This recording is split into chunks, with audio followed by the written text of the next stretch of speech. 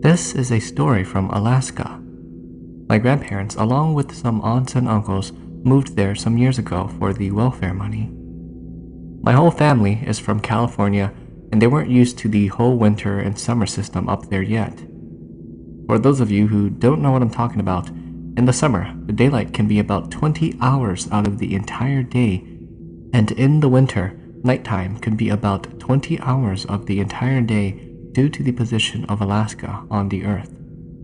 One winter, my uncle was the oldest and the only one with a car, so he had to send my aunts and uncles and the youngest children to school.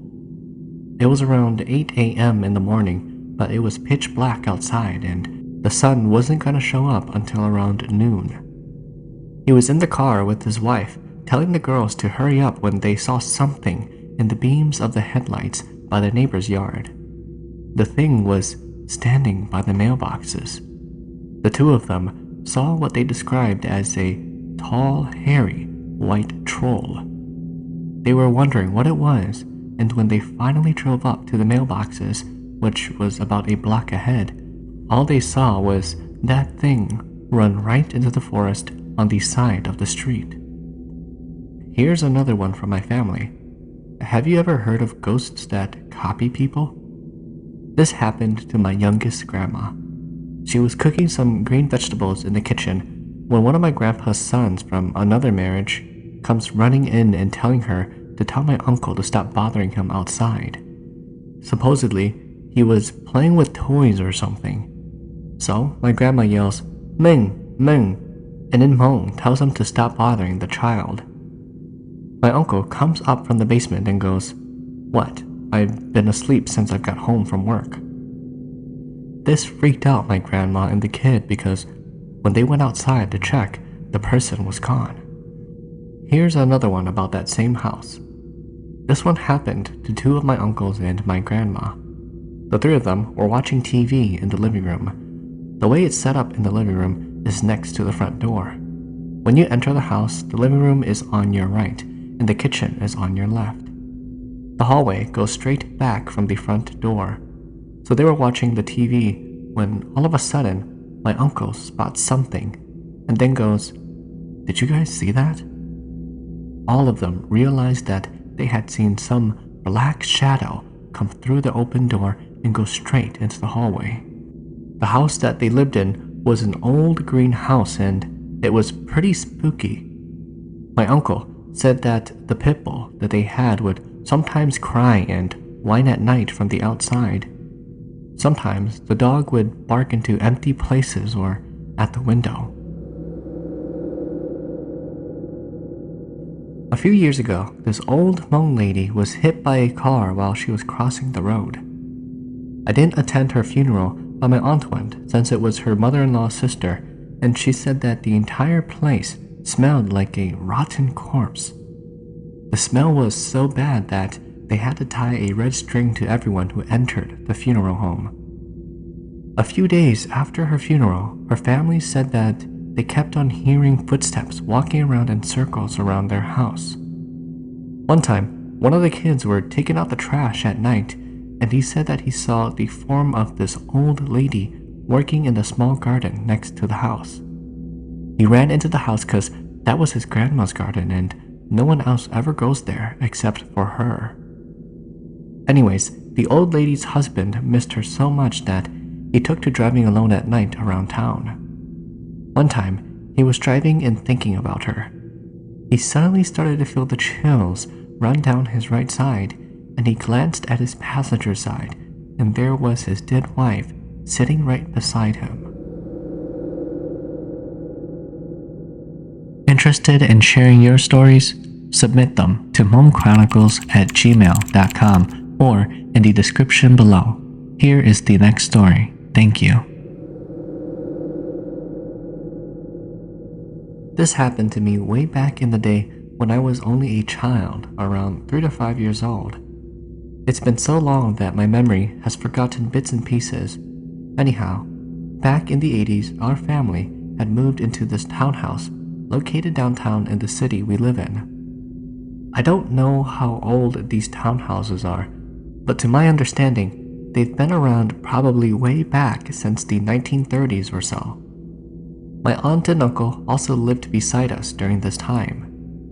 This story happened to my older brothers, and it goes like this. It was a rainy and gloomy day. Our family had just gone over to our aunt and uncle's place next door to eat dinner and hang out. During this time, my older brothers and cousins decided that they want to play Ghostbusters, so they decided to go back to our place to bust some ghosts. They had gone to my sister's room and started to clean it. My older brother decided to line up the shoes on the other side of the room opposite of the door. After they were done, they decided to head downstairs when, all of a sudden, thunder struck so loud that they all got scared and panicked. They shrugged it off, knowing that it was only thunder and perhaps a storm is brewing.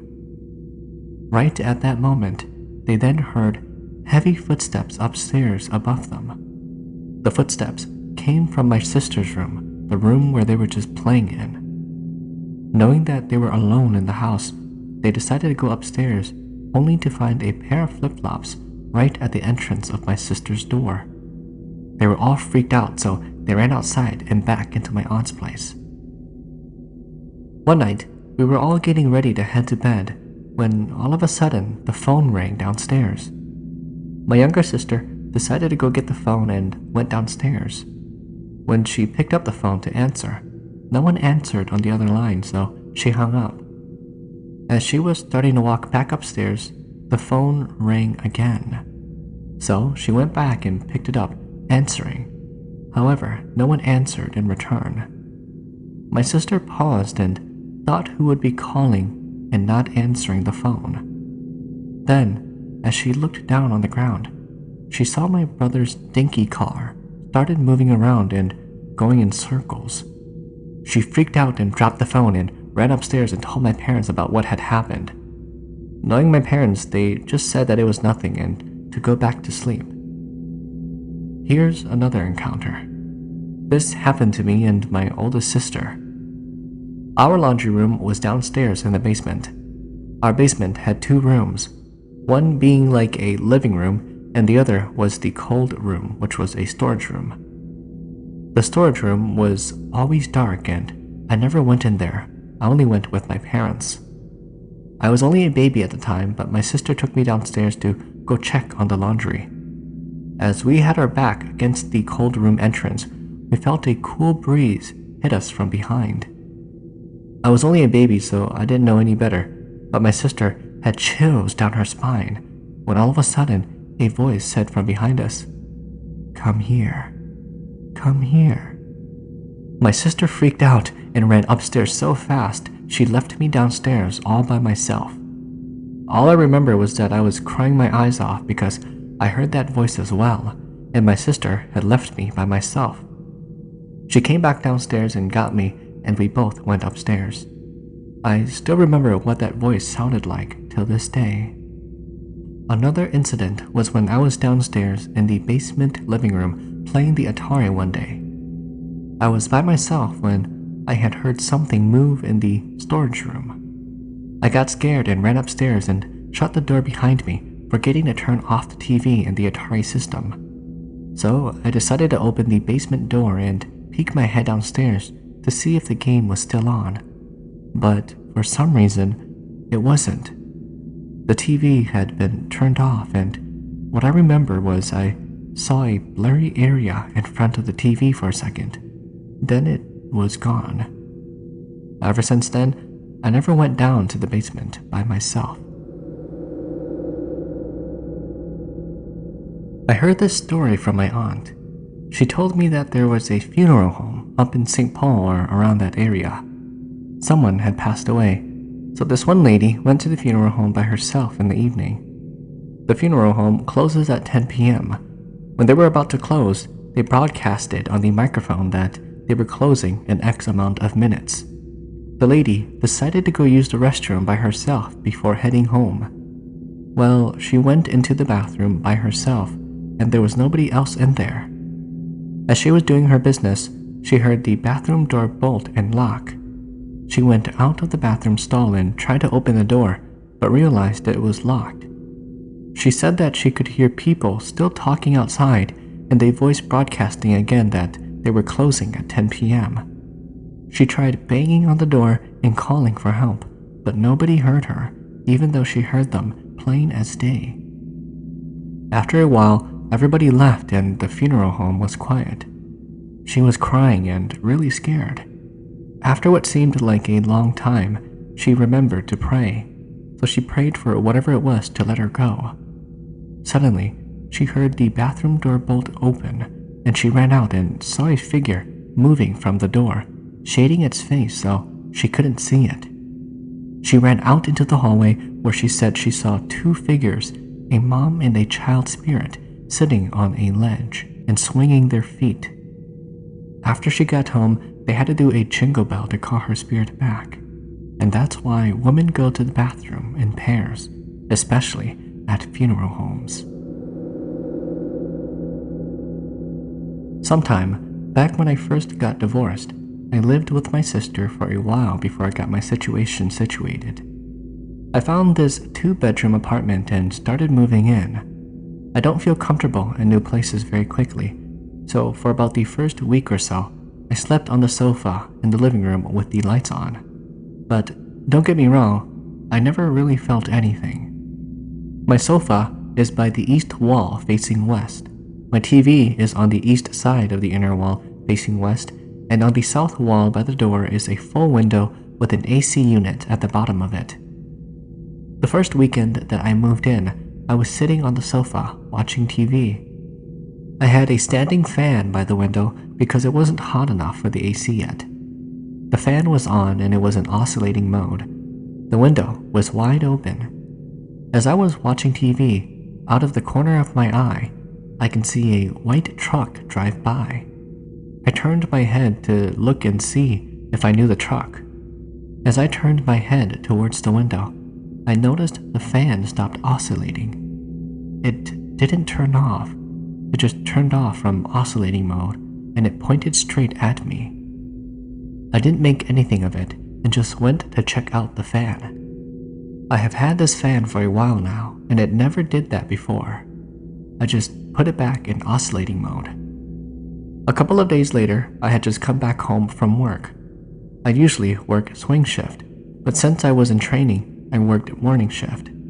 It was about 3 p.m. I decided to turn on the stereo. I was playing a CD and put it on repeat, not on full blast, but it was loud enough to where I could hear it from the shower. I was planning the shower once I just came back home from work. With the stereo playing loudly, I prepared and went to the shower. The bathroom door was closed, but I could still hear the stereo going. While I was shampooing my hair, from under the sound of the shower, I noticed that there was no more music. I didn't think anything of it, but just decided to finish my shower. When I got out, I noticed that the stereo had stopped. There was no more sound from it, and it wasn't turned off. The volume wasn't turned down, it just stopped playing. I decided that I had enough. I went over to my parents' apartment, but they weren't home. One of the neighbor's daughters came out and told me that my parents went to the store or something. And then she asked me if I was their son. I said yes. She said that if we knew you were going to move into that apartment, we would have told your parents to tell you not to. I asked them why, and she replied with, because the people who used to live there, their mom passed away there. They moved out without saying anything to anyone. Later that day, I told my dad about it. He came over and did a spiritual sweep. Usually we do that before moving in, but ever since that sweep, nothing else happened. Or did it? A few weeks later, my brother started to move in with me. At first, he would just come over to spend the nights, but later he moved in. We had separate bedrooms from one another. While I was still in training working my day shift, my brother worked graveyard shift, so he comes home a couple of hours after I leave for work. One day, he was trying to sleep and he could hear someone or something turning the doorknob to the bedroom. He slept with his door closed. He would grab his pistol and it would stop. A couple of days later, he heard something loud on the rooftop, as if someone was up there. A few minutes later, the thing would start pounding. He got pissed off because he wasn't getting any sleep. He grabbed his gun and went out to the backyard. He pointed his pistol above the roof and yelled out loud that he has a gun, and if that thing doesn't stop, he's gonna shoot it. He then began to observe the roof and saw that there was nothing and that there was nobody up there. The next day, he told my dad, and my dad said that it was nothing. My dad said that it was his dogs that passed away not knowing where to go, so they just kept on coming back for help. Previous to these things, my brother had bought 2 pit bulls. Someone poisoned them because he kept them in the backyard. They were smelly, so the neighbors poisoned them and they died. My dad said that their spirits, since they were pups at the time, were lost, so they kept on hanging around and bugging my brother. My dad then came over and gave them a proper burial, and the noises stopped. Here's another incident that happened years later. We were settling into the apartment pretty much by now. My brother and his friends hung out at the place a lot of the times, but we never really did hang out. One of his irresponsible friends would borrow some of my DVDs. I had a huge collection, but cataloged everything. He borrowed it for months until I started to ask about it. Then my brother would mention it, and then he would bring it back. Oh my god, I hate it when Hmong people do this, like take your kona and then they never give it back to you. It had been at least a year since the last event, until my brother bought The Exorcist DVD. He and his friends watched it one day. A few days later, I came back home from work. I was still working day shift, but on a different training session. I found that the front door was open about 1 foot. My brother's car was gone from the outside as well. I went in and quickly checked out the place. As I was looking around the place, I dialed up the phone to call my brother. I asked him if he forgot to close the door. He said that when he left, he locked the door and closed it. I looked around and found that there was nothing missing, except for about 7 DVDs. I thought to myself that this was odd. At this time, I thought that my brother's friend had borrowed it again. I called my brother again to ask if his friend had borrowed my DVDs. He said no, his friend hadn't been over lately. I asked again if he was serious, and he replied that no, his friend wasn't over. I thought that my brother was just lying to me, and I told him to just tell me the truth. I won't get mad as long as he returns them in a timely manner. My brother said that no, his friend did not borrow it. Later that day, I called my cousin. This cousin knows how to shaye. I told him about what happened, and he said that he would look into it for me. A few minutes later, he called me back and told me that my items weren't out of place.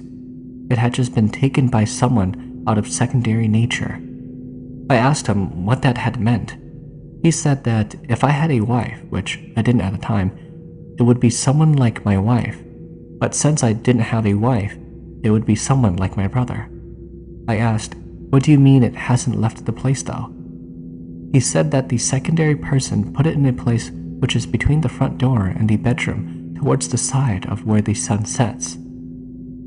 I thought to myself that meant that the DVDs were inside the wall between the front door and my bedroom. Right there and then, I thought of the previous tenant's mother who had passed away. I guess all that sweeping did nothing, huh? Back in the days when my dad was still young and naive, his friends and him decided to drive out to Lost Lake. You know how everyone always talks about Lost Lake being haunted? Anyways, they were driving on this road, and supposedly this road is super haunted. It was one of the main contributing reasons why it closed down. Back to the story, on the road, they felt this eerie feeling. But as young and curious as they were, they still continued driving down that road. Then, suddenly, they saw what looked to be a white mist a few feet away right in front of them. My dad said that he tried to take a closer look to see what this thing was. The white mist appeared as the ghost of a young white woman floating in the air wearing a white dress with no feet. The scary part of it was that right when he saw her, he felt a hand grab him. It couldn't have been his friends because he was sitting in the back seat. He didn't want to startle anyone, so he didn't say anything. When they got home, my dad asked all of his friends if they saw anything, and all of them, except for one, said that they did. The one that said that he didn't see anything sat in the passenger seat.